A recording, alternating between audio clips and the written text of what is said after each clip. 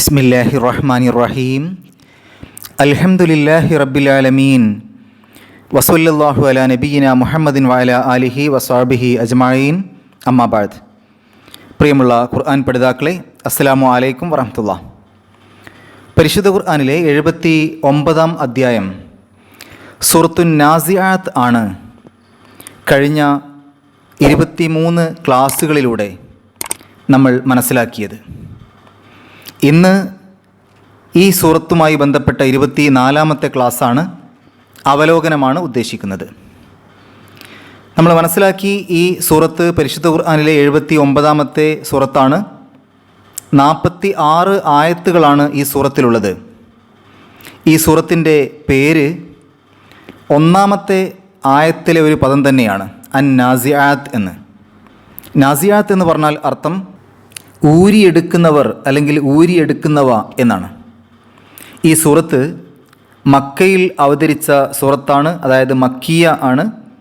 റസൂൽ സല്ലല്ലാഹു അലൈഹി വസല്ലമ മക്കയിൽ നിന്ന് മദീനയിലേക്ക് ഹിജ്റ പോകുന്നതിന് മുമ്പ് മക്കയിൽ ജീവിച്ചിരുന്ന ആ കാലഘട്ടങ്ങളിൽ ഇറങ്ങിയ സൂറത്താണ് എന്നർത്ഥം. ഈ സൂറത്തിലെ ആദ്യ 5 ആയത്തുകളിലൂടെ 5 സത്യം ചെയ്യലുകളാണ് നമ്മൾ മനസ്സിലാക്കിയത്. ഇത് പ്രബലമായ അഭിപ്രായം മലക്കുകളെയാണ് ഈ 5 ആയത്തുകളിലൂടെ ഉദ്ദേശിക്കുന്നത് എന്നാണ്. മറ്റ് അഭിപ്രായങ്ങളും ഉണ്ട്. മറ്റൊരു പ്രധാനപ്പെട്ട അഭിപ്രായം മലക്കുകളാണ് എന്നതിന് പുറമെ ആദ്യ 3 ആയത്തുകളിൽ മരിപ്പിക്കുന്ന മലക്കുകളെക്കുറിച്ചും പിന്നീടുള്ള 2 ആയത്തുകളിൽ പൊതുവായി എല്ലാ മലക്കുകളെക്കുറിച്ചുമാണ് പറയുന്നത് എന്ന അഭിപ്രായവും ഉണ്ട്.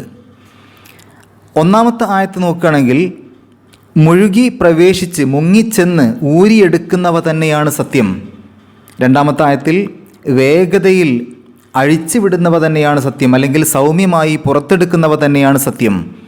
മൂന്നാമത്തെ ആയത്തിൽ ഒരു ഒഴുകി വരുന്നവ തന്നെയാണ് സത്യം. നാലാമത്തെ ആയത്തിൽ എന്നിട്ട് മുന്നോട്ട് കുതിച്ചു പോകുന്നവ തന്നെയാണ് സത്യം. അഞ്ചാമത്തെ ആയത്തിൽ എന്നിട്ട് കൽപ്പന ചിട്ടപ്പെടുത്തുന്നവ തന്നെയാണ് സത്യം, അല്ലെങ്കിൽ കാര്യങ്ങൾ നിയന്ത്രിക്കുന്നവ തന്നെയാണ് സത്യം. ഇങ്ങനെ 5 സത്യം ചെയ്യലുകളാണ് ആദ്യത്തെ 5 ആയത്തുകളിലൂടെ അള്ളാഹു നമുക്ക് പറഞ്ഞു തരുന്നത്. 6 മുതൽ 9 വരെ 4 ആയത്തുകൾ അന്ത്യനാളിനെക്കുറിച്ചും പുനരുദ്ധാരണത്തെക്കുറിച്ചും അതുമായി ബന്ധപ്പെട്ട കാര്യങ്ങളുമാണ് പരാമർശിക്കുന്നത്. 6-ാമത്തെ ആയത്തിൽ കിടിലം കൊള്ളുന്ന ദിവസം, അല്ലെങ്കിൽ വിറ കൊള്ളുന്ന ദിവസം, അത് 1-ാമത്തെ കാഹളത്തിലെ ഊത്തിനെക്കുറിച്ചാണ് എന്ന് നമ്മൾ സൂചിപ്പിച്ചു. 7-ാമത്തെ ആയത്തിൽ പിന്നാലെ വരുന്നത് അതിനെ തുടർന്ന് വരുന്നതാണ്, അത് 2-ാമത്തെ കാഹളത്തിലെ ഊത്തിനെക്കുറിച്ചാണ് എന്നുള്ളതും നമ്മൾ മനസ്സിലാക്കി. 8-ാമത്തെ ആയത്തിൽ അന്നത്തെ ദിവസം ചില ഹൃദയങ്ങൾ പേടിച്ച് വിറക്കുന്നവയായിരിക്കും. 9-ാമത്തെ ആയത്തിൽ അത്തരക്കാരുടെ കണ്ണുകൾ ഭയം കൊണ്ട് വിനയം കാണിക്കുന്നവയായിരിക്കും, അല്ലെങ്കിൽ താഴ്മ കാണിക്കുന്നവയായിരിക്കും. അപ്പോൾ ഈ 4 ആയത്തുകളിൽ അന്ത്യനാളിനെക്കുറിച്ചും പുനർജീവിപ്പിക്കലിനെക്കുറിച്ചും അതുമായി ബന്ധപ്പെട്ട കാര്യങ്ങളാണ് സൂചിപ്പിക്കുന്നത്. ഈ 2 ഊത്തുകളെക്കുറിച്ച് നമ്മൾ മനസ്സിലാക്കിയിട്ടുണ്ട്. 1-ാമത്തെ ഊത്തിൽ, 1-ാമത്തെ ആ ഒരു കാഹളത്തിലെ ഊത്ത് നടന്നു കഴിഞ്ഞാൽ എല്ലാം നശിക്കുന്ന, ഈ ഭൂലോകത്തൊന്നുമില്ലാത്ത രൂപത്തിൽ എല്ലാം നശിക്കുന്ന അവസ്ഥയിലേക്ക് അത് പോകും. പിന്നീട് 2-ാമത്തെ ഒരു ഊത്ത് സംഭവിച്ചു കഴിഞ്ഞാൽ എല്ലാം പുനർജീവിപ്പിക്കപ്പെടും.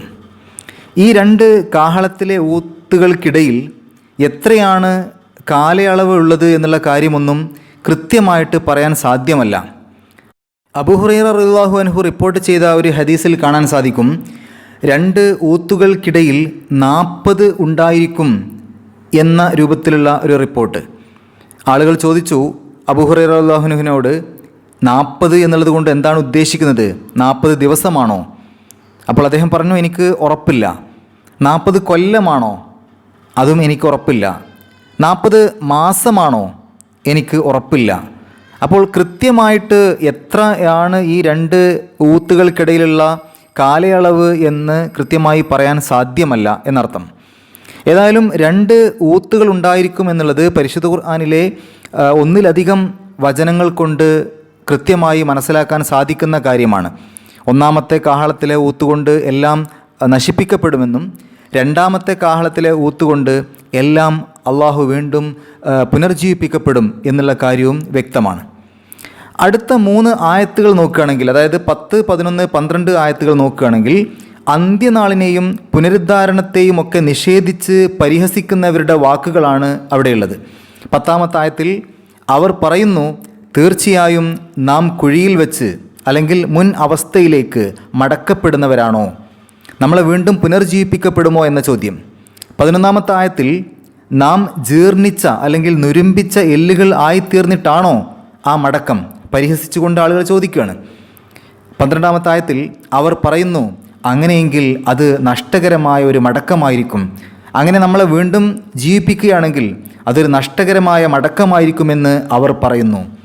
അപ്പോൾ ഈ 3 ആയത്തുകളിലൂടെ അന്ത്യനാളിനെയും പുനരുദ്ധാരണത്തെയും ഒക്കെ നിഷേധിച്ച് പരിഹസിച്ച് തള്ളിയ ആളുകളുടെ വാക്കുകളാണ് അള്ളാഹു എടുത്തു കാണിക്കുന്നത്. ഇതിന് മറുപടിയായി അടുത്ത 2 ആയത്തുകളിൽ അള്ളാഹു അതിന് കൊടുക്കുന്ന മറുപടി കാണാം. 13-14 ആയത്തുകളിൽ തീർച്ചയായും 13-ാമത്തെ ആയത്തിൽ കാണുകയാണ്, തീർച്ചയായും അത് ഒരു ഘോര ശബ്ദം മാത്രമായിരിക്കും. 14-ാമത്തെ ആയത്തിൽ അപ്പോൾ അതാ അവർ ഭൂമുഖത്തായിരിക്കും. അപ്പോൾ ഈ ഒരു പരിഹാസത്തിന് മറുപടിയായിക്കൊണ്ട് അത് അള്ളാഹുവിന് വളരെ നിസ്സാരമാണ്, അതെങ്ങനെയാണ് സംഭവിക്കുക എന്നുള്ളതാണ് 13-14 ഈ 2 ആയത്തുകളിൽ പറയുന്നത്.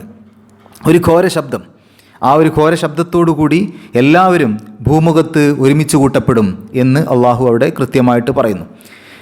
അടുത്ത 12 ആയത്തുകളിൽ, അതായത് 15 മുതൽ 26 വരെയുള്ള ആയത്തുകളിൽ അന്ത്യനാളിനെയും അതുപോലെ തന്നെ പുനരുദ്ധാരണത്തെയും ഒക്കെ നിഷേധിച്ച് തള്ളിയ ആളുകൾക്ക് എന്താണ് അള്ളാഹു നൽകിയ ശിക്ഷ, അത് ചരിത്രത്തിൽ നിന്ന് എടുത്ത് ഓർമ്മിപ്പിക്കുകയാണ് ഈ 12 ആയത്തുകളിലൂടെ.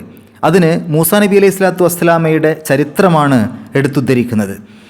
അവിടെ ജന്മം മുതൽ മൂസാ നബി അലൈഹി സ്വലാത്തു വസ്സലാമയുടെ ജന്മം മുതലുള്ള ചരിത്രം ഇല്ല, മറിച്ച് അദ്ദേഹം മദീനയിൽ നിന്ന് സ്വന്തം നാട്ടിലേക്ക് തിരിച്ചു വരുമ്പോൾ തുവാ താഴ്വരയിൽ എത്തിയ സമയത്ത് അള്ളാഹു സംസാരിച്ചത്, പ്രവാചകനായി നിയോഗിച്ചത്, ഫിർഔനിൻ്റെ കൊട്ടാരത്തിലേക്ക് പോയി അവനോട് നേർമാർഗം അറിയിച്ചു കൊടുക്കാൻ കൽപ്പിച്ച ആ കാര്യങ്ങളൊക്കെയാണുള്ളത്.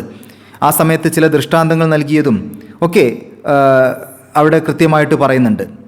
ഈ വിഷയം നമ്മൾ വിശദീകരിച്ചപ്പോൾ, ക്ലാസ് എടുത്ത സമയത്ത് ഒരല്പം വിശദമായിട്ട് തന്നെ ജന്മം മുതലുള്ള കാര്യങ്ങൾ തന്നെ നമ്മൾ ക്ലാസ്സിൽ വിശദമായിട്ട് ആ ചരിത്രം പറഞ്ഞിട്ടുണ്ട്. 15-ാമത്തെ ആയത്തിൽ അള്ളാഹു പറയുന്നത്, മൂസാ നബി അലൈഹി സ്വലാത്തു വസ്സലാമയുടെ വർത്തമാനം നബിയെ താങ്കൾക്ക് വന്നു കിട്ടിയിട്ടുണ്ടോ. 16-ാമത്തെ ആയത്തിൽ, അതായത് പരിശുദ്ധമായ തുവാ താഴ്വരയിൽ വെച്ച് അദ്ദേഹത്തിൻ്റെ റബ്ബ് അദ്ദേഹത്തെ വിളിച്ച സന്ദർഭം. 17-ാമത്തെ ആയത്തിൽ, നീ ഫിർഔൻ്റെ അടുത്തേക്ക് പോയിക്കൊള്ളുക, തീർച്ചയായും അവൻ അതിരുവിട്ടിരിക്കുന്നു. 18-ാമത്തെ ആയത്തിൽ, എന്നിട്ട് അവനോട് പറയുക, നീ പരിശുദ്ധി പ്രാപിക്കേണ്ടതിലേക്ക് അല്ലെങ്കിൽ സംസ്കരണം സിദ്ധിക്കാൻ ഒരുക്കമുണ്ടോ എന്ന് അവനോട് ചോദിക്കുക. 19-ാമത്തെ ആയത്തിൽ, നിന്റെ റബ്ബിലേക്ക് ഞാൻ നിനക്ക് മാർഗദർശനം നൽകുകയും അങ്ങനെ നീ ആ റബ്ബിനെ ഭയപ്പെടുകയും ചെയ്യുന്നതിനും നീ ഒരുക്കമുണ്ടോ. 20-ാമത്തെ ആയത്തിൽ, അങ്ങനെ അദ്ദേഹം ഫിർഔന് ആ വമ്പിച്ച ദൃഷ്ടാന്തം കാണിച്ചു കൊടുത്തു. എന്തായിരുന്നു ആ വമ്പിച്ച ദൃഷ്ടാന്തം എന്നൊക്കെ നമ്മൾ ക്ലാസ്സിൽ വിശദീകരിച്ചിട്ടുണ്ട്. മൂസാ നബി അലൈഹി സ്വലാത്തു വസ്സലാം ഫിർഔൻ്റെ മുമ്പിൽ കാണിച്ച ആ വമ്പിച്ച ആയത്തുൽ കുബ്ര, വമ്പിച്ച ദൃഷ്ടാന്തം എന്താണ് എന്നുള്ള കാര്യം നമ്മൾ വിശദീകരിച്ചിട്ടുണ്ട്. 21-ാമത്തെ ആയത്തിൽ, എന്നാൽ അവൻ കളവാക്കുകയും അനുസരണക്കേട് കാണിക്കുകയും ചെയ്തു, അതായത് ഫിർഔൻ. 22-ാമത്തെ ആയത്തിൽ, പിന്നീട് ഫിർഔൻ പരിശ്രമം നടത്തിക്കൊണ്ട് പിന്നോട്ട് പോയി. 23-ാമത്തെ ആയത്തിൽ, അങ്ങനെ അവൻ അവൻ്റെ ആളുകളെ വിളിച്ചു ചേർത്ത് പ്രഖ്യാപിച്ചു. 24-ാമത്തെ ആയത്തിൽ, അവൻ പറഞ്ഞു, ഞാൻ നിങ്ങളുടെ ഏറ്റവും ഉന്നതനായ റബ്ബാകുന്നു. 25-ാമത്തെ ആയത്തിൽ, അപ്പോൾ അള്ളാഹു അവനെ അവസാനത്തിൻ്റെയും ആദ്യത്തിൻ്റെയും ശിക്ഷാ നടപടിയായി പിടികൂടി അല്ലെങ്കിൽ ശിക്ഷിച്ചു. എന്താണ് ഈ അവസാനത്തിൻ്റെയും ആദ്യത്തിൻ്റെയും ശിക്ഷാ നടപടി എന്നുള്ള കാര്യവും ക്ലാസ്സിൽ വിശദീകരിച്ചിട്ടുണ്ട്. അതിൻ്റെ ഒരു വിശദീകരണം, പരലോകത്തിൻ്റെയും ഇഹലോകത്തിൻ്റെയും 2 ലോകത്തും അവന് ശിക്ഷ നൽകി എന്നുള്ള രൂപത്തിലുള്ള വിശദീകരണമുണ്ട്. മറ്റൊന്ന്, ഫിർഔൻ ആദ്യം പറഞ്ഞതിനും പിന്നീട് പറഞ്ഞതിനുമുള്ള ശിക്ഷ നൽകി. ആദ്യം എന്താ പറഞ്ഞത്? ഞാനല്ലാതെ വേറെ നിങ്ങൾക്കൊരു ഇലാഹുള്ളതായി എനിക്കറിയില്ല. പിന്നീട് എന്താ പറഞ്ഞത്? ഞാനാകുന്നു നിങ്ങളുടെ അത്യുന്നതനായ റബ്ബ്. അപ്പോൾ ഈ 2 കാര്യങ്ങൾക്കുമുള്ള ശിക്ഷ നൽകി എന്ന രൂപത്തിലും വിശദീകരിച്ചിട്ടുണ്ട് ചില മുഫ്സിരീങ്ങൾ. 26-ാമത്തെ ആയത്തിൽ, തീർച്ചയായും ഭയപ്പെടുന്നവർക്ക് അതിൽ ഒരു വലിയ ഗുണപാഠമുണ്ട്, ചിന്താപാഠമുണ്ട്. അതായത് ഈ ഫിർഔനിൻ്റെ ഈ ഒരു നാശത്തിൽ അല്ലെങ്കിൽ മൂസാ നബി അലൈഹി സ്വലാത്തു വസ്സലാമയുടെ ഈ ഒരു ചരിത്ര സംഭവത്തിൽ ചിന്തിക്കുന്ന ആളുകൾക്ക് ഏറ്റവും വലിയ ദൃഷ്ടാന്തമുണ്ട് എന്ന് അള്ളാഹു അവിടെ കാണിക്കുകയാണ്. അടുത്ത 6 ആയത്തുകളിൽ, അതായത് 27 മുതൽ 32 വരെയുള്ള 6 ആയത്തുകളിൽ ചിന്തിക്കുന്ന ആളുകൾക്കുള്ള ചില ദൃഷ്ടാന്തങ്ങളെക്കുറിച്ചാണ് പറയുന്നത്. അള്ളാഹുവിൻ്റെ അപാരമായ കഴിവിനെക്കുറിച്ച്, അല്ലെങ്കിൽ അള്ളാഹുവിൻ്റെ സൃഷ്ടിപ്പിനെക്കുറിച്ച്. അതിൽ തന്നെ ആദ്യ 3 ആയത്തുകളിൽ 27, 28, 29 മൂന്നായത്തുകളിൽ ആകാശത്തെ അല്ലെങ്കിൽ അന്തരീക്ഷത്തെ സൃഷ്ടിച്ചതുമായി ബന്ധപ്പെട്ട കാര്യങ്ങളും പിന്നീടുള്ള 3 ആയത്തുകളിൽ ഭൂമിയുമായി ബന്ധപ്പെട്ട കാര്യങ്ങളുമാണ് പറയുന്നത്. 27-ാമത്തെ ആയത്തിൽ നിങ്ങളാണോ സൃഷ്ടിക്കപ്പെടുവാൻ കൂടുതൽ പ്രയാസപ്പെട്ടവർ, അതല്ല ആകാശമോ അല്ലെങ്കിൽ അന്തരീക്ഷമോ, എന്നാൽ അതിനെ അവൻ നിർമ്മിച്ചിരിക്കുന്നു. മനുഷ്യനോട് ചോദിക്കുന്ന ചോദ്യമാണ്, അല്ലെങ്കിൽ സത്യനിഷേധികളോട് ചോദിക്കുന്ന ചോദ്യമാണ്, നിങ്ങളെ സൃഷ്ടിക്കാനാണോ പ്രയാസം, അതോ ആകാശത്തെയോ അല്ലെങ്കിൽ അന്തരീക്ഷത്തെയോ? എന്നാൽ ആ പ്രയാസമുള്ള ആ ആകാശത്തെ അവൻ സൃഷ്ടിച്ചിരിക്കുന്നു. 28-ാമത്തെ ആയത്തിൽ അതിൻ്റെ മേൽഭാഗം അവൻ ഉയർത്തി, ആ അന്തരീക്ഷത്തിൻ്റെ അല്ലെങ്കിൽ ആകാശത്തിൻ്റെ മേൽഭാഗം അവൻ ഉയർത്തി, അതിൻ്റെ കട്ടി അല്ലെങ്കിൽ ഉയരത്തെ അവൻ ഉയർത്തി, അങ്ങനെ അതിനെ ശരിപ്പെടുത്തി. 29-ാമത്തെ ആയത്തിൽ അതിലെ രാത്രിയെ അവൻ ഇരുട്ടുള്ളതാക്കുകയും അതിലെ വെളിച്ചത്തെ അല്ലെങ്കിൽ പകലിനെ അവൻ പ്രത്യക്ഷപ്പെടുത്തുകയും ചെയ്തു. ഇങ്ങനെ ഈ 3 ആയത്തുകളിൽ ആകാശം അല്ലെങ്കിൽ അന്തരീക്ഷവുമായി ബന്ധപ്പെട്ട കാര്യം. ഇനി അടുത്ത 3 ആയത്തുകളിൽ ഭൂമിയുമായി ബന്ധപ്പെട്ട കാര്യം. 30-ാമത്തെ ആയത്തിൽ ഭൂമിയെ അതിനുശേഷം അവൻ വിധാനിക്കുകയും അല്ലെങ്കിൽ പരത്തുകയും ചെയ്തിരിക്കുന്നു. 31-ാമത്തെ ആയത്തിൽ അതിൽ നിന്ന് അതിലെ വെള്ളവും സസ്യലതാദികളും അല്ലെങ്കിൽ മേച്ചിൽ സ്ഥലവും അവൻ പുറത്തു കൊണ്ടുവന്നു. 32-ാമത്തെ ആയത്തിൽ മലകളെയും അതിനെ അവൻ ഉറപ്പിച്ചു നിർത്തി. പിന്നീട് അടുത്ത ഒരു ആയത്തിൽ 33-ാമത്തെ ആയത്തിൽ ഇതെല്ലാം എന്തിനു വേണ്ടി, ആർക്ക് വേണ്ടി എന്നുള്ളതാണ് സൂചിപ്പിക്കുന്നത്. നിങ്ങൾക്കും നിങ്ങളുടെ കാലികൾക്കും ഉപയോഗത്തിനായിട്ട് എന്നാണ് 33-ാമത്തെ ആയത്തിൽ. അടുത്ത 3 ആയത്തുകളിൽ, അതായത് 34 മുതൽ 36 വരെയുള്ള 3 ആയത്തുകളിൽ പുനരുദ്ധാരണ നാളിനെക്കുറിച്ചും അത് അന്ന് സംഭവിക്കുന്ന കാര്യങ്ങളെക്കുറിച്ചുമാണ്. അതായത് 2ാമത്തെ ഊത്തിന് ശേഷം നടക്കുന്ന കാര്യങ്ങൾ. 34-ാമത്തെ ആയത്തിൽ അള്ളാഹു പറയുന്നു, എന്നാൽ ഏറ്റവും വലിയ ആ വിപത്ത് വന്നാൽ. ഈ സൂറത്തിൽ പുനരുദ്ധാരണ നാളിനെ സൂചിപ്പിക്കാൻ വേണ്ടി അള്ളാഹു ഉപയോഗിക്കുന്ന പദം ത്വാമത്ത് എന്നാണ്. ത്വാമത്തുൽ കുബ്ര, ഏറ്റവും വലിയ വിപത്ത് എന്നൊക്കെ അതിനർത്ഥം പറയാം.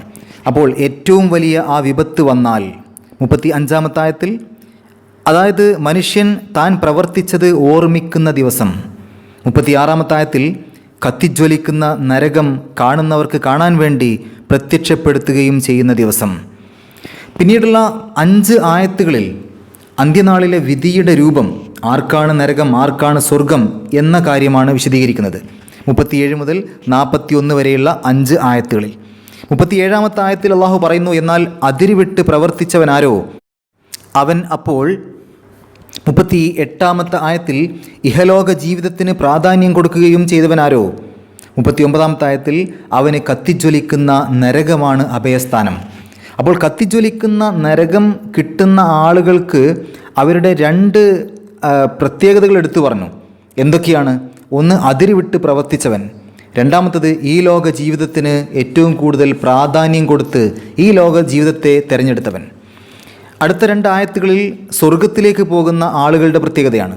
40-ാമത്തെ ആയത്തിൽ, എന്നാൽ തൻ്റെ റബ്ബിൻ്റെ സ്ഥാനത്തെ ഭയപ്പെടുകയും മനസ്സിനെ ഇച്ഛകളിൽ നിന്ന് അല്ലെങ്കിൽ ആഗ്രഹങ്ങളിൽ നിന്ന് തടഞ്ഞു നിർത്തുകയും ചെയ്തവനാരോ. അപ്പോൾ റബ്ബിൻ്റെ സ്ഥാനത്തെ ഭയപ്പെടുക അല്ലെങ്കിൽ റബ്ബിൻ്റെ മുമ്പിൽ നിൽക്കുന്നതിനെ ഭയപ്പെടുക, അങ്ങനെ ചെയ്തവനാരോ. അതുപോലെ തന്നെ സ്വന്തം ഇച്ഛകളെ, ആഗ്രഹങ്ങളെ, സ്വന്തം മനസ്സിനെ ഇച്ഛകളിൽ നിന്ന് തടഞ്ഞു നിർത്തുകയും ചെയ്തവനാരോ. 41-ാമത്തെ ആയത്തിൽ സ്വർഗം, അതാണ് അവൻ്റെ അഭയസ്ഥാനം, സങ്കേതം. അപ്പോൾ സ്വർഗത്തിലേക്ക് പോകുന്ന ആൾക്കും നേരത്തെ നരകത്തിലേക്ക് പോകുന്ന ആൾക്ക് പറഞ്ഞ പോലെ 2 പ്രത്യേകതകളാണ് എടുത്തു പറഞ്ഞത്. ഒന്ന്, റബ്ബിൻ്റെ സ്ഥാനത്തെ അല്ലെങ്കിൽ റബ്ബിൻ്റെ മുമ്പിൽ നിൽക്കുന്നതിനെ ഭയപ്പെടുക. രണ്ടാമത്തത്, സ്വന്തം മനസ്സിനെ ഇച്ഛകളിൽ നിന്ന്, ആഗ്രഹങ്ങളിൽ നിന്ന് തടഞ്ഞു നിർത്തുക. ഈ 2 കാര്യങ്ങൾ ചെയ്തവർക്ക് സ്വർഗമുണ്ട്. അവസാന 5 ആയത്തുകളിൽ, അതായത് 42 മുതൽ 46 വരെയുള്ള 5 ആയത്തുകളിൽ എന്നാണ് ഈ പറയുന്ന അന്ത്യനാൾ എന്ന ചോദ്യവും അതിന് അള്ളാഹു കൊടുത്ത മറുപടിയുമാണ്.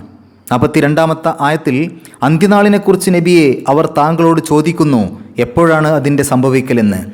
43-ാമത്തെ ആയത്തിൽ അതിൻ്റെ പ്രസ്താവനയെക്കുറിച്ച് എന്തൊരു നിലയിലാണ് നീ ഉള്ളത് എന്ന് പറഞ്ഞാൽ അതേക്കുറിച്ച് പ്രസ്താവിക്കാൻ നിനക്ക് അറിയില്ലല്ലോ എന്നർത്ഥം. 44-ാമത്തെ ആയത്തിൽ നിൻ്റെ റബ്ബിലേക്കാണ് അതിൻ്റെ മടക്കം എന്ന് പറഞ്ഞാൽ ആ വിവരം നിൻ്റെ റബ്ബിന് മാത്രമേ ഉള്ളൂ. 45-ാമത്തെ ആയത്തിൽ തീർച്ചയായും താങ്കൾ ആ അന്ത്യനാളിനെ ഭയപ്പെടുന്നവർക്ക് മുന്നറിയിപ്പ് നൽകുന്നവൻ മാത്രമാകുന്നു. 46-ാമത്തെ ആയത്തിൽ അതിനെ അവർ കാണുന്ന ദിവസം ഒരു വൈകുന്നേരമോ അല്ലെങ്കിൽ ഒരു പൂർവാഹനമോ അല്ലാതെ ഈ ലോകത്ത് അല്ലെങ്കിൽ ഖബറിൽ അവർ കഴിഞ്ഞുകൂടിയിട്ടില്ല എന്ന പോലെ ആയിരിക്കും. എന്ന് പറഞ്ഞാൽ അത്രയും കുറച്ച് സമയം മാത്രം ഈ ലോകത്ത് അല്ലെങ്കിൽ ഖബറിൽ കഴിഞ്ഞ പോലെയേ ഉണ്ടാവുള്ളൂ അത് സംഭവിക്കുന്ന ദിവസം. ഇത്രയുമാണ് ഈ ഒരു സൂറത്തിൽ വന്ന ആയത്തുകളുടെ ആകത്തുക അല്ലെങ്കിൽ ആയത്തുകളുടെ അർത്ഥങ്ങൾ. ഒന്നിച്ച് നോക്കുന്ന സമയത്ത് ഈ സൂറത്തിൽ അന്ത്യനാളിനെയും പുനരുദ്ധാരണത്തെയും നിഷേധിക്കുന്ന ആളുകൾക്കുള്ള കൃത്യമായ മറുപടി, അങ്ങനെ നിഷേധിച്ച ആളുകൾക്ക് ചരിത്രത്തിൽ സംഭവിച്ച നാശം ഇതൊക്കെയാണ് എന്ന് നമുക്ക് ഒറ്റവാക്കിൽ പറയാൻ പറ്റും. അതുപോലെ തന്നെ ഈ സൂറത്ത് ഒന്നിച്ച് നോക്കുന്ന സമയത്ത് പാരായണ ഭംഗി കിട്ടുന്ന രൂപത്തിൽ ആയത്തുകളുടെ ക്രമീകരണം പ്രത്യേകമായ കൗതുകമുണ്ടാക്കുന്ന ഒരു കാര്യമാണ്. ആദ്യ 5 ആയത്തുകളുടെ അവസാനം ഒരേ രൂപത്തിലാണ് അവസാനിക്കുന്നത്. ഗർഖ, നഷ്ത, സബ്ഹ, സബ്ഖ, അംറ എല്ലാം ഒരേപോലെ അവസാനിക്കുന്നു. അടുത്ത 9 ആയത്തുകൾ നോക്കുക, അവയൊക്കെ ഒരേപോലെ. റാജിഫ, ഒരു ഹാന് സുക്കൂന് കൊടുത്ത ശബ്ദം. റാദിഫ, വാജിഫ, ഖാശിഅ, ഹാഫിറ, നഖിറ, ഖാസിറ, വാഹിദ, സാഹിറ എല്ലാം ഒരേപോലെ. അടുത്ത 12 ആയത്തുകളുടെ അവസാനം നോക്കുക. മൂസ, തുവ, ത്വഗ, തസക്ക, തഖ്ഷ, കുബ്ര, അസ്വ, യസ്ആ, നാദ, അഅല, ഊല, യഖ്ഷ എല്ലാം ഒരേപോലെ. അടുത്ത 6 ആയത്തുകളുടെ അവസാനം നോക്കുക. ബനാഹ, സവ്വാഹ, ലുഹാഹ, ദഹാഹ, മർആഹ, അർസാഹ എല്ലാം ഒരേപോലെ. അടുത്ത ഒരു ആയത്ത് കഴിഞ്ഞ് വീണ്ടും 8 ആയത്തുകളുടെ അവസാനത്തിൽ ഒരേപോലെ. കുബ്ര, സഅ, യറ, ത്വഗ, ദുനിയ, മഅ്വ, ഹവ, മഅ്വ എല്ലാം ഒരേപോലെ. പിന്നീടുള്ള 5 ആയത്തുകളുടെ അവസാനവും ഒരേപോലെ. മുർസാഹ, സിക്റാഹ, മുൻതഹാഹ, യഖ്ഷാഹ, ദുഹാഹ എല്ലാം ഒരു പാരായണ ഭംഗി കിട്ടാൻ പ്രത്യേകമായ രൂപത്തിൽ ക്രമീകരിച്ച ഒരു കൗതുകവും ഈ ഒരു സൂറത്തിൽ നമുക്ക് കാണാൻ സാധിക്കും. ഇനി നമുക്ക് ഈ സൂറത്തിൽ കൂടുതൽ ശ്രദ്ധ കൊടുക്കേണ്ട സ്ഥലങ്ങൾ, തെറ്റ് സംഭവിക്കാൻ സാധ്യതയുള്ള സ്ഥലങ്ങൾ നോക്കാം. ഒന്നാമത്തെ ആയത്തിൽ വന്നാസിആത്തി എന്നുള്ള ഐനിൻ്റെ സ്ഥാനത്ത് വന്നാസിയാത്തി എന്ന് ഐനല്ലാത്ത രൂപത്തിൽ ഉച്ചാരണം വരുന്നത് ശ്രദ്ധിക്കണം. വന്നാസിആത്തി ഐനാണ്, അത് ആത്തി എന്നോ ഹാത്തി എന്നൊന്നും ആവരുത്. അതുപോലെ തന്നെ ഗർഖ എന്നുള്ള ഗൈനിൻ്റെ സ്ഥാനത്ത് അത് അർക്ക എന്നോ മറ്റോ ആവരുത്. അവിടെ ഗൈനാണ്, ഗർഖ എന്നുള്ള രൂപത്തിൽ അവിടെ ഉച്ചാരണം ശരിയാവണം. പിന്നീട് 3-ാമത്തെ ആയത്തിൽ വസ്സാബിഹാത്തി, അവിടെ സാബിഹാത്തിയാണ്, സാബിഹാത്തി അല്ല, ഹ അല്ല, ഹ ആണ്, ശ്രദ്ധിക്കണം. സബ് ഹ, അവിടെയും ഹ ആണ് ശ്രദ്ധിക്കുക. പിന്നീട് 9-ാമത്തെ ആയത്തിൽ അബ്സ്വാറുഹ, അവിടെ സ്വാ എന്നുള്ള അക്ഷരം അബ്സാറുഹ എന്ന് സീന ആവരുത്, അവിടെ ശ്രദ്ധിക്കുക. ഖാഷിഅ എന്നുള്ളിടത്ത് ഖാഷിഅ എന്നാവാതെയും ശ്രദ്ധിക്കുക. പിന്നീട് 10-ാമത്തെ ആയത്തിൽ യഖൂലൂന അ ഇന്ന എന്നുള്ളിടത്ത് ഐന്ന എന്ന് ഇ യാ ആവരുത്, അ ഇന്ന എന്നുള്ളത് വ്യക്തമാവണം.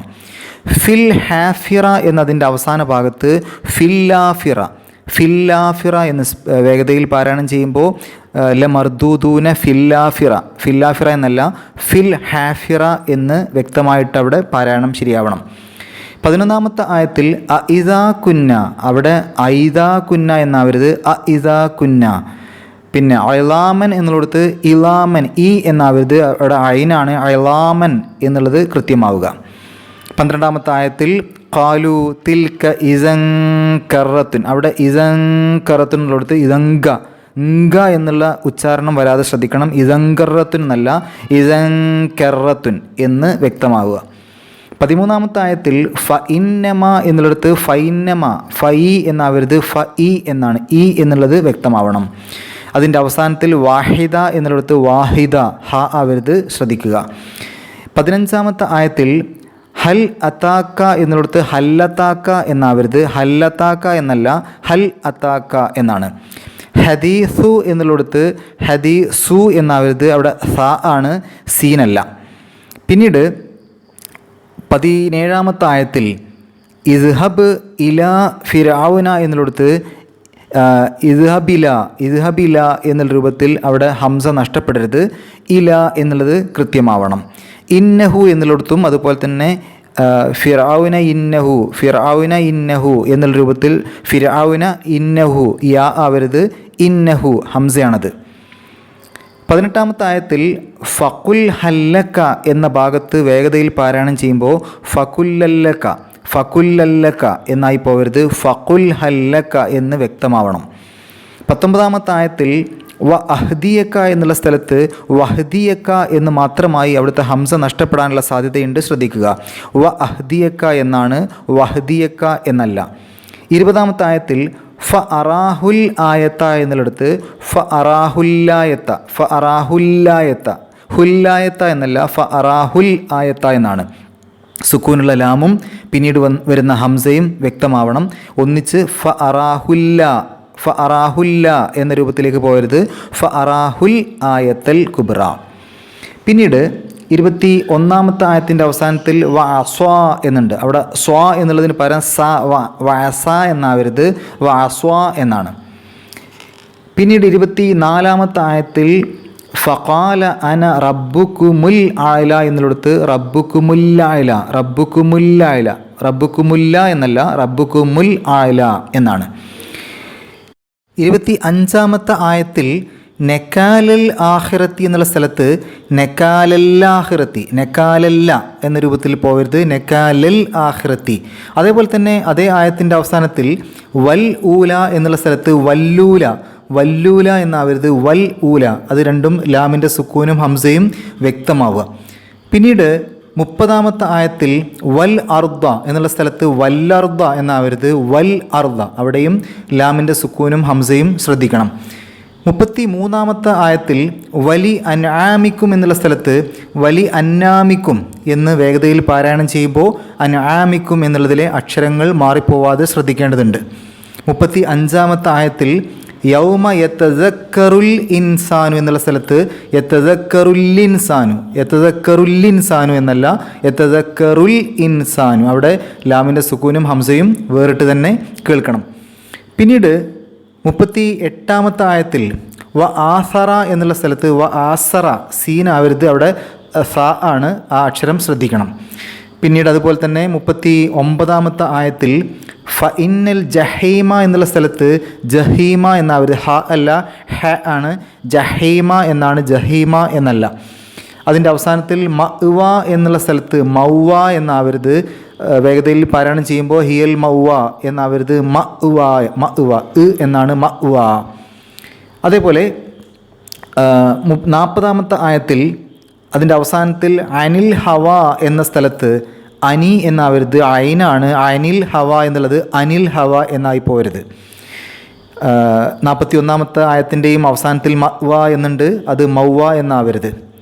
പിന്നീട് 42-ാമത്തെ ആയത്തിൽ യസ് അലൂനക്ക എന്നുള്ളിടത്ത് യസ്സലൂനക്ക രണ്ട് സീനിന് ഷദ്ദുള്ള പോലെ യസ്സലൂനക്ക എന്നാവരുത്, യസ് അലൂനക്ക. അനിസാഴത്തി അനി എന്നുള്ളത് അനി ആവരുത്. അതേപോലെ അനിസാഴത്തി അയ്യാന എന്നുള്ള സ്ഥലത്ത് വേഗതയിൽ പാരായണം ചെയ്യുമ്പോൾ അനിസാഴത്തി അയ്യാന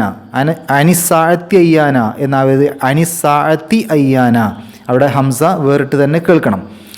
പിന്നീട് ഏറ്റവും അവസാനത്തെ 46-ാമത്തെ ആയത്തിൽ ലം യൽബസു എന്ന സ്ഥലത്ത് ലമ്മെൽബസു, ലമ്മ എന്ന രൂപത്തിൽ മീമിന് ശബ്ദമുള്ള രൂപത്തിൽ ലമ്മൽബസു എന്നാവരുത്, ലം യൽബസു. ആ മീമ് ഇൽഹാറോടുകൂടി ലം എന്നുള്ള ഇൽഹാറോടുകൂടി കേൾക്കേണ്ട അക്ഷരാണ്. അതിന് ശേഷം യാവും കേൾക്കണം.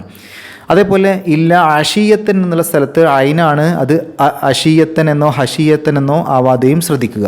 ഇത്രയും സ്ഥലങ്ങളാണ് പാരായണം ചെയ്യുന്ന സമയത്ത് കൂടുതലായും നമ്മൾ അധികം ശ്രദ്ധിക്കേണ്ട ചില സ്ഥലങ്ങൾ. ഇനി നമുക്ക് ഈ ഒരു സൂറത്തിൽ വന്ന പ്രധാനപ്പെട്ട തജ്വീദ് ഖുർആൻ പാരായണ നിയമങ്ങൾ എന്തൊക്കെയാണെന്ന് നോക്കാം. 1-ാമത്തെ ആയത്തിൽ വന്നാസിയാത്തി നൂനിന് ഷദ്ദ് മണിക്കണം. പിന്നീട് ആദ്യ 5 ആയത്തുകളുടെയും അവസാനത്തിലുള്ള കാര്യം ഒന്നിച്ച് പറയാം. എല്ലായിടത്തും ഫതഹ് തൻവീനാണ് കാണുന്നത്. അവിടെ നമ്മൾ ഫതഹ് കൊടുത്തിട്ട് ഒരൽപ്പം നീട്ടുക. ഇപ്പോൾ ഗർഖൻ എന്നുള്ളിടത്ത് ഗർഖ, അങ്ങനെയാണ് അവിടെ പാരായണം നിർത്തുന്ന സമയത്ത് അവിടെ നിർത്തേണ്ടത്. അതേപോലെ തന്നെ നഷ്ത, സബ്ഹ, സബ്ഖ, അമ്ര അങ്ങനെയാണ് നിർത്തേണ്ടത്. അവിടെ ഫതഹ് തൻവീനാണ്, പക്ഷേ നിർത്തുന്ന സമയത്ത് ഫതഹ് കൊടുത്ത് ഒരു 2 അക്ഷരത്തിൻ്റെ ദൈർഘ്യം നീട്ടുക. രണ്ടാമത്തെ ആയത്തിൽ വന്നാഷിത്തോത്തി, അവിടെയും നൂനിൻ്റെ ഷദ് മണിക്കുക. മൂന്നാമത്തെ ആയത്തിൽ സബ് ഹ, അവിടെ ബാഇൻ്റെ സുക്കൂന് സബ് കൽക്കലത്തിൻ്റെ അക്ഷരമാണ്, കുറച്ച് കട്ടിയിൽ പറയാം. നാലാമത്തെ ആയത്തിലും സബ് ഖ, അവിടെയും ബാഇൻ്റെ സുക്കൂന് വരുന്നുണ്ട്, അത് കുറച്ച് കട്ടിയിൽ പറയാം. പിന്നീട് 6 മുതൽ 14 വരെയുള്ള ആയത്തുകളുടെ അവസാനത്തിലെ കാര്യം ഒന്നിച്ച് പറയാം. എല്ലാറ്റിൻ്റെയും അവസാനത്തിൽ സുക്കൂനുള്ള ഹാഇൻ്റെ ശബ്ദത്തിലാണ് അവസാനിപ്പിക്കേണ്ടത്. അപ്പോൾ അത് ഇനി പറയൂല, എല്ലാ സ്ഥലത്തും സുക്കൂനുള്ള ഹാഇൻ്റെ രൂപത്തിലാണ് അവസാനിപ്പിക്കേണ്ടത്. കാരണം നമുക്കറിയാം ഹാത്ത വന്നു കഴിഞ്ഞാൽ, താമർബൂത്ത വന്നു കഴിഞ്ഞാൽ സുക്കൂനുള്ള ഹാഓട് കൂടിയാണ് പാരായണം അവസാനിപ്പിക്കുകയാണെങ്കിൽ അവിടെ അവസാനിപ്പിക്കേണ്ടത്. ചേർത്ത് പാരായണം ചെയ്യുകയാണെങ്കിൽ ആ എന്താണോ എഴുതിയിരിക്കുന്നത് അത് അതുപോലെ തന്നെ ഉച്ചരിക്കണം. അല്ലാത്തിടത്തോളം അവിടെ സുക്കൂനുള്ള ഹാഇൻ്റെ ശബ്ദത്തിലാണ് അവസാനിപ്പിക്കേണ്ടത്. അപ്പോൾ അതിനി പറയില്ല, ബാക്കിയുള്ള നിയമങ്ങൾ പറഞ്ഞു പോവാം. 8ാമത്തെ ആയത്തിൽ ഖുലൂബുൻ യൗമ, യാഇൻ്റെ മുമ്പ് തൻവീന് വന്നു, അവിടെ ഇദ്ഗാം ബിഗുന്ന, ലയിപ്പിക്കുകയും വേണം മണിക്കുകയും വേണം. ഖുലൂബുൻ യൗമ, യൗമ ഇദിൻ വാജിഫ, അവിടെയും അതേ നിയമം, ലയിപ്പിക്കും വേണം മണിക്കും വേണം, അതായത് ഇദ്ഗാം ബിഗുന്ന. പിന്നീട് 9ാമത്തെ ആയത്തിൽ അബ്സ്വാറുഹ, അബ് ബാഇന് സുക്കൂന് കൽക്കലത്തിൻ്റെ അക്ഷരമാണ്, കട്ടിയിൽ പറയണം. 10ാമത്തെ ആയത്തിൽ ഇന്ന എന്നുള്ള സ്ഥലത്ത് നൂനിൻ്റെ ഷദ് മണിക്കണം. 11ാമത്തെ ആയത്തിൽ ഇദാ കുന്ന, അവിടെയും നൂനിൻ്റെ ഷദ് മണിക്കണം. ഇളാമൻ നഖിറ, നൂനിൻ്റെ മുമ്പ് തൻവീന് വന്നു, അതിനെ ഇദ്ഗാം ബിഗുന്ന, അതായത് ലയിപ്പിക്കുകയും മണിക്കുകയും ചെയ്യണം. 12ാമത്തെ ആയത്തിൽ ഇസൻ കറത്തുൻ, അവിടെ ഇസൻ കാഫിൻ്റെ മുമ്പ് തൻവീന് വന്നു, അതിനെ ഇഖ്ഫാ ചെയ്യുക, മറച്ചു വെച്ചുകൊണ്ട് മണിക്കുക. ഇസൻ കറത്തുൻ. പിന്നെ കറത്തുൻ ഖാസിറ, ഖാഇൻ്റെ മുമ്പ് തൻവീന് വന്നു, അതിനെ ഇൽഹാർ ചെയ്യുക, വെളിവാക്കുക. 13ാമത്തെ ആയത്തിൽ ഫഇന്നമ, നൂനിൻ്റെ ഷദ് മണിക്കുക. സജ്റത്തുൻ, സജ് ജീമിന് സുക്കൂന് കൽക്കലത്തിൻ്റെ അക്ഷരമാണ്, കട്ടിയിൽ പറയാം. സജ്റത്തു വാഹിദ, വാവിൻ്റെ മുമ്പ് തൻവീന്, അതിനെ ഇദ്ഗാം ബിഗുന്ന, ലയിപ്പിക്കുകയും മണിക്കുകയും ചെയ്യാം.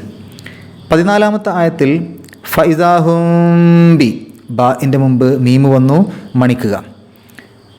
15ാമത്തെ ആയത്തിൻ്റെ അവസാനം നിർത്തുകയാണെങ്കിൽ മൂസ എന്ന് പറഞ്ഞിട്ട് നിർത്തിയാൽ മതി സാധാരണ പോലെ.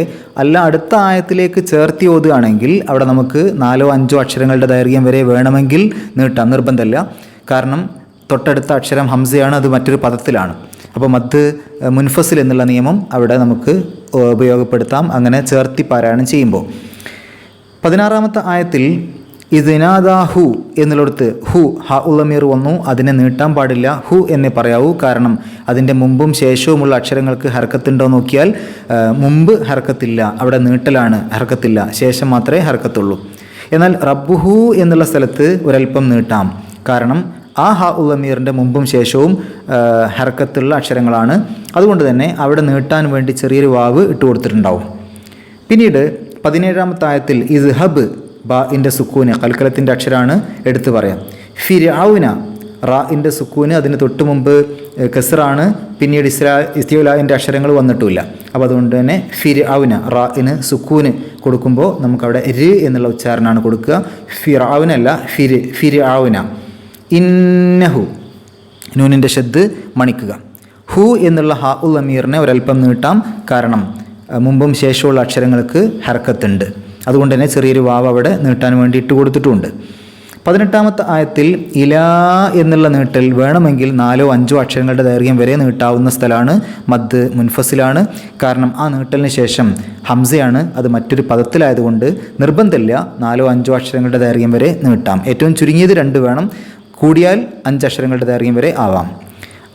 തസക്ക, താഇൻ്റെ മുമ്പ് സുക്കൂനുള്ള നൂന് വന്നു, മറച്ചു വെച്ചുകൊണ്ട് അല്ലെങ്കിൽ അവ്യക്തമാക്കിക്കൊണ്ട് മണിക്കുക. തസക്ക. ഇനി 20ാമത്തെ ആയത്തിൽ ഫ അറാഹു എന്നുള്ള സ്ഥലത്തും നീട്ടാൻ പാടില്ല, കാരണം ആ ഹ ഉൽ അമീറിൻ്റെ മുമ്പ് ദൈർഘ്യമാണ്, അതായത് ഹർക്കത്തില്ലാത്ത അക്ഷരമാണെന്ന് പറയേണ്ടി വരും. അതുകൊണ്ട് തന്നെ ഫ അറാഹു എന്നേ പറയൂ, ഫ അറാഹു എന്ന് നീട്ടൂല. കുബറ, അതിൻ്റെ അവസാനത്തിൽ കുബറ എന്നുള്ള സ്ഥലത്ത് ബാഇൻ്റെ സുക്കൂന് കൽക്കലത്തിൻ്റെ അക്ഷരത്തിന് സുക്കൂന് വന്നു, കട്ടിയിൽ പറയാം.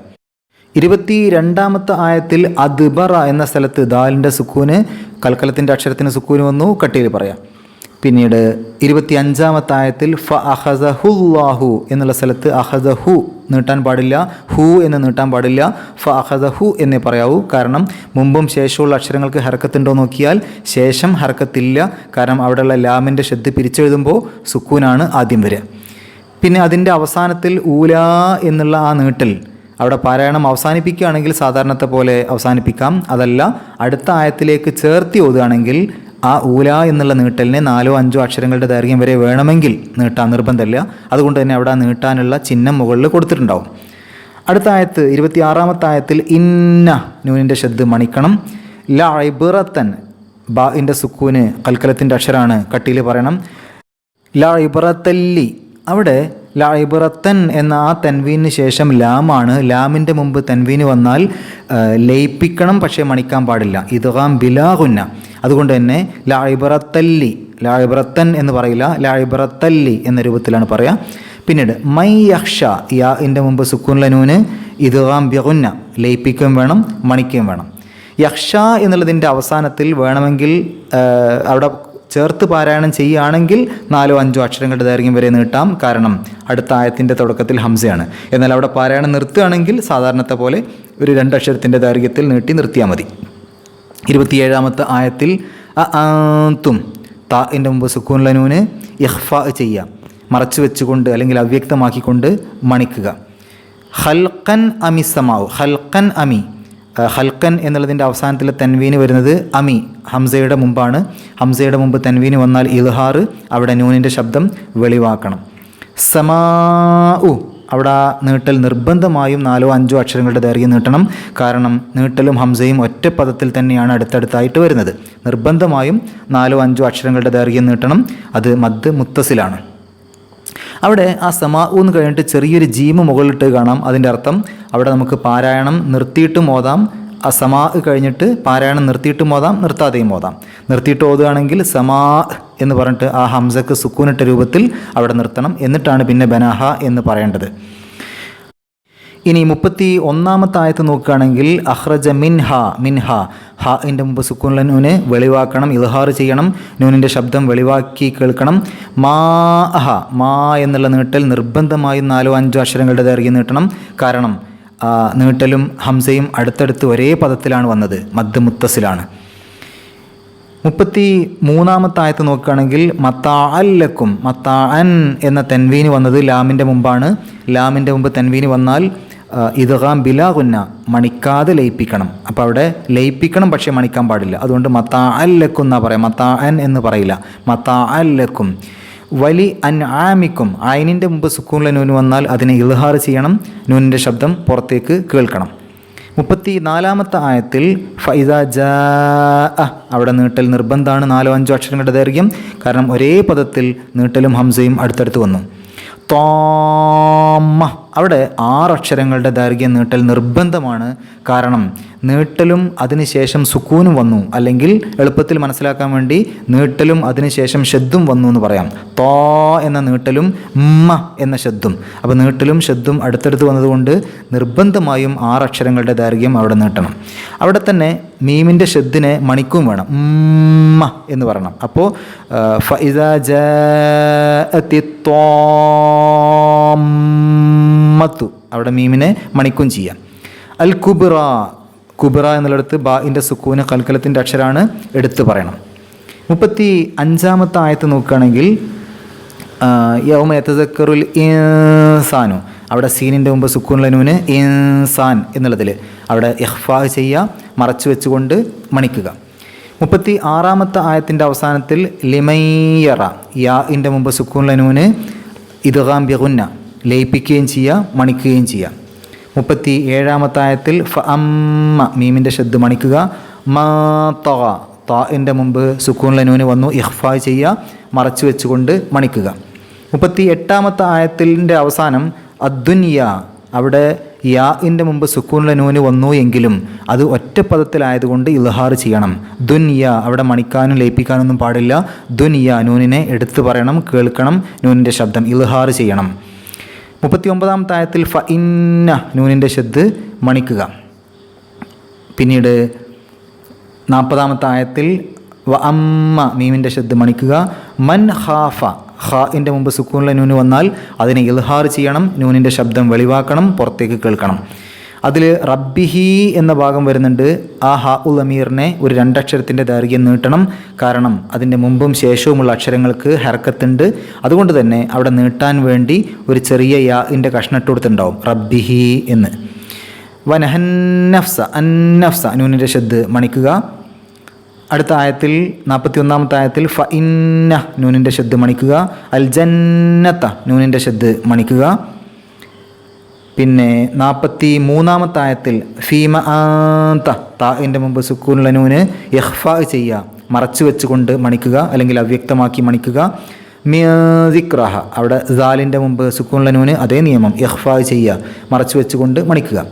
ദിക്റാഹ എന്നുള്ളതിൻ്റെ അവസാനത്തിൽ ഹാ എന്നുള്ള നീട്ടിൽ അവിടെ നിർത്തുകയാണെങ്കിൽ സാധാരണത്തെ പോലെ നിർത്താം. അതല്ല അടുത്ത ആയത്തിലേക്ക് ചേർത്തി ഓതുകയാണെങ്കിൽ വേണമെങ്കിൽ 4-5 അക്ഷരങ്ങളുടെ ദൈർഘ്യം നീട്ടാം. കാരണം തൊട്ടടുത്ത അക്ഷരം, അടുത്ത ആയത്തിലെ ആദ്യ അക്ഷരം ഹംസയാണ്. അതുകൊണ്ട് മദ് മുൻഫസിൽ ആണ് അങ്ങനെ ഓതുന്ന സമയത്ത്. 44-ാമത്തെ ആയത്തിൻ്റെ അവസാനത്തെ പദം മുൻതഹാഹ താഇൻ്റെ മുമ്പ് സുക്കൂനുള്ള നൂന് ഇഖ്ഫാ ചെയ്യുക, മറച്ചു വെച്ചുകൊണ്ട് മണിക്കുക. അതിൻ്റെയും അവസാനത്തിൽ വേണമെങ്കിൽ 4-5 അക്ഷരങ്ങളുടെ ദൈർഘ്യം നീട്ടാം. അടുത്ത ആയത്തിലേക്ക് ചേർത്തി ഓതുന്നവർ നിർത്തുകയാണെങ്കിൽ, അവിടെ പാരായണം നിർത്തുകയാണെങ്കിൽ അത് ബാധകമല്ല. കാരണം അടുത്ത ആയത്തിൻ്റെ തുടക്കത്തിലെ ആദ്യ അക്ഷരം ഹംസയാണ്. അപ്പോൾ ചേർത്തി ഓതുന്നവർക്ക് വേണമെങ്കിൽ 4-5 അക്ഷരങ്ങളുടെ ദൈർഘ്യം വരെ നീട്ടാം. അതിന് ആ ചിഹ്നം അവിടെ കൊടുത്തിട്ടുണ്ടാവും. അടുത്ത ആയത്ത് 45-ാമത്തെ ആയത്തിൽ ഇന്നമ നൂനിൻ്റെ ഷദ് മണിക്കുക. മാ എന്ന നീട്ടിൽ 4-5 അക്ഷരങ്ങളുടെ ദൈർഘ്യം വരെ ആവാം, നിർബന്ധമില്ല. കാരണം അതിനുശേഷം വരുന്ന ഹംസ തൊട്ടടുത്താണെങ്കിലും അത് മറ്റൊരു പദത്തിലാണ്. അതുകൊണ്ട് നിർബന്ധമില്ല, മദ് മുൻഫസിലാണ്. 4-5 അക്ഷരങ്ങളുടെ ദൈർഘ്യം വരെ വേണമെങ്കിൽ നീട്ടാം. താഇൻ്റെ മുമ്പ് സുക്കൂനുള്ള നൂന് ഇഖ്ഫാ ചെയ്യുക, മറച്ചു വെച്ചുകൊണ്ട് മണിക്കുക അല്ലെങ്കിൽ അവ്യക്തമാക്കി മണിക്കുക.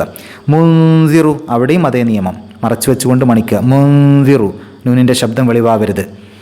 മൈ യഖ്ഷ അവിടെ യാഇൻ്റെ മുമ്പ് സുക്കൂനുള്ള നൂന് വന്നു, അതിനെ ലയിപ്പിക്കുക, മണിക്കുക. ഇദ്ഗാം ബിഗുന്ന മൈ യഖ്ഷാഹ. അവസാനത്തെ ആയത്തിൽ കഅന്നഹും നൂനിൻ്റെ ഷദ് മണിക്കുക. പിന്നെ ലം യൽബസൂ എന്ന സ്ഥലത്ത് 4-5 അക്ഷരങ്ങളുടെ ദൈർഘ്യം വേണമെങ്കിൽ നീട്ടാം. ഏറ്റവും ചുരുങ്ങിയത് 2 അക്ഷരം, പിന്നീട് 4-5 അക്ഷരങ്ങളുടെ ദൈർഘ്യം വരെ വേണമെങ്കിൽ നീട്ടാം. കാരണം ശേഷം വരുന്ന അക്ഷരം ഹംസയാണ്, അത് മറ്റൊരു പദത്തിലാണ്. അഷിയത്തൻ അഷിയത്തൻ എന്നുള്ളതിൻ്റെ അവസാനത്തിൽ തൻവീന് വന്നു. അവിടുത്തെ ആ തൻവീനിലെ നൂനിൻ്റെ ശബ്ദം പുറത്തേക്ക് കേൾക്കണം, ഇൽഹാർ ചെയ്യണം. കാരണം അതിനുശേഷം വരുന്ന ആ തൻവീനിന് ശേഷം തൊട്ടടുത്ത് വരുന്ന അക്ഷരം ഹംസയാണ്. ഹംസയുടെ മുമ്പ് തൻവീന് വന്നു കഴിഞ്ഞാൽ അതിനെ ഇൽഹാർ ചെയ്യണം, നൂനിൻ്റെ ശബ്ദം പുറത്തേക്ക് കേൾക്കണം. ഇത്രയുമാണ് ഈ ഒരു 46 ആയത്തുകളിൽ വരുന്ന ഏറ്റവും പ്രധാനപ്പെട്ട തജ്വീദ് അല്ലെങ്കിൽ ഖുർആൻ പാരായണ നിയമങ്ങൾ. ഇനി നമുക്ക് ഈ സൂറത്തൊന്ന് ആദ്യം മുതൽ ഓതി നോക്കാം. സാധിക്കുന്ന ആളുകൾ കൂടെ പാരായണം ചെയ്യുക. അഊദു ബില്ലാഹി മിനശ് ശൈത്വാനിർ റജീം. ബിസ്മില്ലാഹിർ റഹ്മാനിർ റഹീം. വന്നാസിആതി ഗർഖാ വന്നാശിതാതി നഷ്താ വസ്സാബിഹാതി സബ്ഹാ ഫസ്സാബിഖാതി സബ്ഖാ ഫൽമുദബ്ബിറാതി അംറാ യൗമ തർജുഫുർ റാജിഫ തത്ബഉഹർ റാദിഫ ഖുലൂബുൻ യൗമഇദിൻ വാജിഫ അബ്സാറുഹാ ഖാശിഅ യഖൂലൂന അഇന്നാ ലമർദൂദൂന ഫിൽ ഹാഫിറ أإذا كنا عظاما نخرة قالوا تلك إذا كرة خاسرة فإنما هي زجرة واحدة فإذا هم بالساهرة هل أتاك حديث موسى إذ ناداه ربه بالوادي المقدس طوى اذهب إلى فرعون إنه طغى فقل هل لك إلى أن تزكى وأهديك إلى ربك فتخشى فأراه الآية الكبرى فكذب وعصى ثم أدبر يسعى فعشر فنادى فقال أنا ربكم الأعلى فأخذه الله نكال الآخرة والأولى ഇന്ന ഫീ ദാലിക ലഇബ്റതൻ ലിമൻ യഖ്ശാ അഅൻതും അശദ്ദു ഖൽഖൻ അമിസ് സമാ ബനാഹാ റഫഅ സംകഹാ ഫസവ്വാഹാ വഅഖ്തശ ലൈലഹാ വഅഖ്റജ ദുഹാഹാ والأرض بعد ذلك دحاها أخرج منها ماءها ومرعاها والجبال أرساها متاعا لكم ولأنعامكم فإذا جاءت الطامة الكبرى يوم يتذكر الإنسان ما سعى وبرزت الجحيم لمن يرى فأما من طغى وآثر الحياة الدنيا فإن الجحيم هي المأوى وأما من خاف مقام ربه ونهى النفس عن الهوى فإن الجنة هي المأوى يسألونك عن الساعة أيان مرساها فيما أنت من ذكراها إلى ربك منتهاها إنما أنت منذر من يخشاها كأنهم يوم يرونها لم يلبثوا إلا عشية أو ضحاها. അള്ളാഹു പരിശുദ്ധ ഖുർആൻ ഏറ്റവും നല്ല രൂപത്തിൽ പഠിക്കുകയും അത് ജീവിതത്തിൽ പകർത്തുകയും മറ്റുള്ള ആളുകൾക്ക് എത്തിച്ചു കൊടുക്കുകയും ചെയ്യുന്ന സത്യവിശ്വാസികളിൽ നമ്മളെല്ലാവരെയും ഉൾപ്പെടുത്തി അനുഗ്രഹിക്കുമാറാകട്ടെ. നമ്മൾ സാധാരണ ചെയ്യാറുള്ളത് പോലെ ഇനിയുള്ള 2 ദിവസങ്ങൾ നമുക്ക് അവധിയായിരിക്കും. അതിനുശേഷം ഈ സൂറത്തിൻ്റെ ഒരു ചെറിയ പരീക്ഷ നടത്തും. സാധിക്കുന്ന ആളുകളൊക്കെ ആ പരീക്ഷ എഴുതുക. കാരണം പരീക്ഷയിലൂടെയും നമ്മൾ ഒരുപാട് കാര്യങ്ങൾ പഠിക്കുന്നുണ്ടല്ലോ. അതുകൊണ്ട് കഴിയുമെങ്കിൽ ആ പരീക്ഷ എഴുതാൻ ശ്രദ്ധിക്കുക. അന്ന് ഈ വീഡിയോയുടെ താഴെയുള്ള ഡിസ്ക്രിപ്ഷൻ ബോക്സിൽ പരീക്ഷാ ലിങ്ക് ലഭ്യമായിരിക്കും. അതിൽ ക്ലിക്ക് ചെയ്തുകൊണ്ട് പരീക്ഷ എഴുതുക. അള്ളാഹു നമ്മളെല്ലാവരെയും അവൻ്റെ ജന്നാത്തിൽ ഫിർദൗസിൽ ഒരുമിച്ച് കൂട്ടുമാറാകട്ടെ. നമ്മളിൽ നിന്ന് വന്നു പോകുന്ന എല്ലാ തെറ്റുകുറ്റങ്ങളും അള്ളാഹു നമുക്ക് ഏവർക്കും പുറത്ത് മാപ്പാക്കി തരുമാറാകട്ടെ. നമ്മളിൽ നിന്ന് മരിച്ചുപോയ ആളുകൾക്ക് അള്ളാഹു മഗ്ഫിറത്തും മർഹമത്തും നൽകി അനുഗ്രഹിക്കുമാറാകട്ടെ. വാഖിറു ദഅ്വാനാ അൽഹംദുലില്ലാഹി റബ്ബിൽ ആലമീൻ. അസ്സലാമു അലൈക്കും വറഹ്മത്തുള്ളാഹി.